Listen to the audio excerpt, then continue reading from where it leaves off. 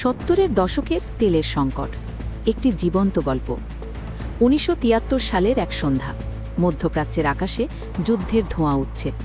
এই যুদ্ধের নাম ইয়ম কিপুর ওয়ার।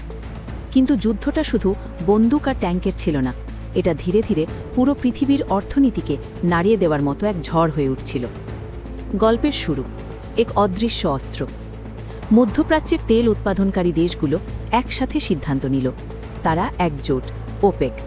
তারা বলল, যারা আমাদের শত্রুদের, বিশেষ করে ইউনাইটেড স্টেটস এবং তার মিত্রদের সাহায্য করছে, তাদের কাছে আমরা তেল বিক্রি কমিয়ে দেব। এই সিদ্ধান্তটাই ছিল তেলকে অস্ত্র হিসেবে ব্যবহার। সাধারণ মানুষের জীবন থেমে গেল। আমেরিকার এক শহর, নাম ধরা যাক শিকাগো। সকাল 6টা। জন নামে এক সাধারণ মানুষ গাড়ি নিয়ে বের হতে চায় অফিসে যাওয়ার জন্য।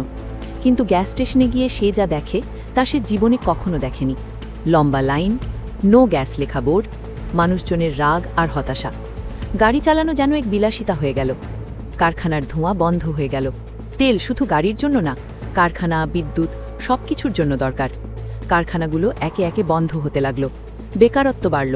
পণ্যের দাম আকাশ ছুঁতে লাগল। এই সময়টাকে বলা হয় স্ট্যাগফ্লেশন। অর্থনীতি থেমে গেছে, কিন্তু দাম বাড়ছে।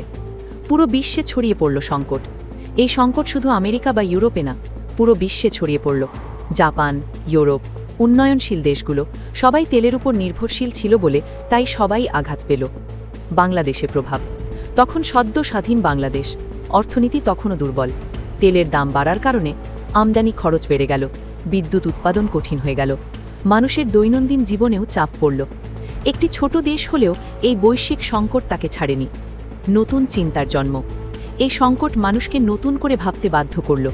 বিকল্প জ্বালানি, সোলার, নিউক্লিয়ার, জ্বালানি সাশ্রয়, ছোট গাড়ি। বিশ্ব বুঝল যে তেলই সবকিছু না। গল্পের শেষ, কিন্তু শিক্ষা আজও বেঁচে আছে। 1973 সালের সেই সংকট ধীরে ধীরে কমে গেল, কিন্তু এর প্রভাব থেকে গেল বহু বছর। আজও যখন তেলের দাম বাড়ে, তখন মানুষ সেই সময় কথা মনে করে। একটি যুদ্ধ, একটি সিদ্ধান্ত, আর পুরো পৃথিবী কাঁপতে শুরু করল। শেষ কথা, এই গল্পটা আমাদের শেখায়, বিশ্বের এক কোণের ঘটনা পুরো পৃথিবীর জীবন বদলে দিতে পারে।